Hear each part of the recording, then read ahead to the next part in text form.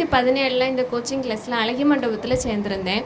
அப்புறம் ஒரு வருஷம் நல்லா படிச்சிருந்தேன். ஆனால் இடையில அப்போ நம்ம ஸ்டார்டிங்கில் நமக்கு அந்த சீரியஸ்னஸ் எல்லாம் இருக்காது. மேரேஜ் ஆகலை, வீட்டில் எல்லோரும் படிக்க சொல்லுவாங்க. ஆனால் சரி நம்ம படிப்போம் அப்படிங்கிற ஒரு இதில் தான் படிச்சுட்டு இருந்தேன். அதுக்கப்புறம் என்னாச்சுன்னா 2018 எனக்கு கோர்ட்டில் டெம்பரரியாக ஒரு ஜாப் கிடச்சிது.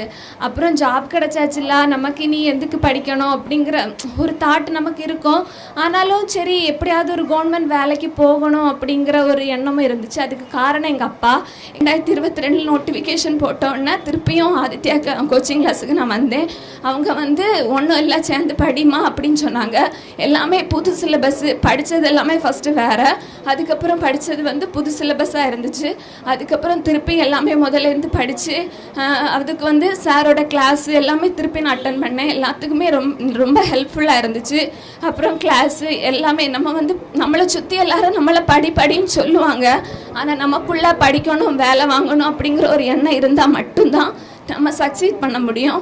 அதே மாதிரி எதுவுமே விட்டுறக்கூடாது. நம்ம படிக்கும்போது நம்ம படிச்சுட்டே இருப்போம். அப்போ நம்ம நினைப்போம் இது நம்ம படித்தாச்சு, நமக்கு ஞாபகம் இருக்கும்னு. ஆனால் அப்படி கிடையாது.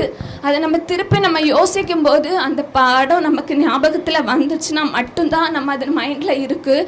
இல்லை நம்ம யோசிக்கும் போது நம்ம அது ஞாபகம் வரல அப்படின்னா அது நம்ம ஞாபகத்தில் இல்லை. நம்ம அப்போ உடனே அதை நம்ம எடுத்து பார்த்தோன்னா கண்டிப்பாக அதை நம்ம என்றைக்குமே மறக்க மாட்டோம். அதனால் விடாமுயற்சியோட கண்டிப்பாக படிங்க, கண்டிப்பாக சக்ஸஸ் பண்ணலாம்.